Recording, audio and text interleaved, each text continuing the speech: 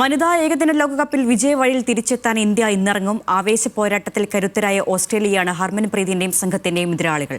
വൈകിട്ട് 3-ന് വിശാഖപട്ടണത്താണ് മത്സരം. അവസാന മത്സരത്തിൽ ദക്ഷിണാഫ്രിക്കയോട് തോൽവി അറിഞ്ഞാണ് ഇന്ത്യ 4ാം മത്സരത്തിലേക്ക് എത്തുന്നത്.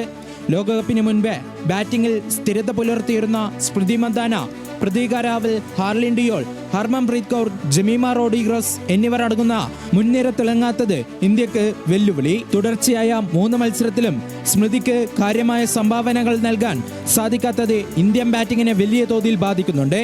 മുൻനിര ബാറ്റർമാരുടെ ശരാശരി 25-ൽ താഴെ. കഴിഞ്ഞ 3 മത്സരങ്ങളിലും ഇന്ത്യയെ കരകയറ്റിയത് ദീപ്തി ശർമ്മ, അമൻജോത് കൗർ, റിച്ച ഘോഷ്, സ്നേഹ് റാണ എന്നീ ലോവർ ഓർഡർ ബാറ്റർമാർ. ബൌളിംഗിൽ മികച്ച പ്രകടനമാണ് ഇന്ത്യ കാഴ്ചവെക്കുന്നത്.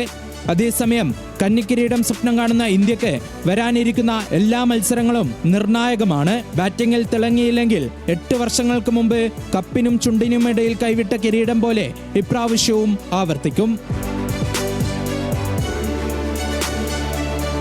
ഇന്ത്യക്കെതിരെ ഇറങ്ങുന്ന ഓസ്ട്രേലിയ ലോകകപ്പിൽ മിന്നും ഫോമിൽ. ന്യൂസിലാൻഡിനെയും പാകിസ്ഥാനെയും തകർത്താണ് ഓസീസ് ഇന്ത്യക്കെതിരെ കളത്തിലിറങ്ങുന്നത്. ബാറ്റിംഗിൽ സെഞ്ചുറി അടിച്ച് ബേത്ത് മൂണിയും അലാന കിങ്ങും ഒപ്പം ഓൾറൗണ്ട് പ്രകടനവുമായ ആഷ്ലി ഗാർഡനറും ബൌളിംഗിൽ കിം ഗൗത്തും അന്നബൽ സെന്തർലാൻഡും മികച്ച ഫോമിൽ.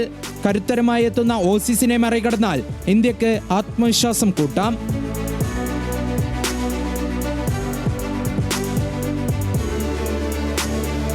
കണക്കുകൾ പരിശോധിച്ചാൽ ഏകദിനത്തിൽ ഇന്ത്യക്ക് മേൽ ഓസീസിന്റെ ആധിപത്യം. ഇരു ടീമും 59 തവണ ഏറ്റുമുട്ടിയപ്പോൾ 48 തവണ ഇന്ത്യയെ നിലംപരിശാക്കി ഓസീസ്. ഇന്ത്യക്ക് ജയിക്കാനായത് 11-ൽ മാത്രം. Sports desk, news Malayalam.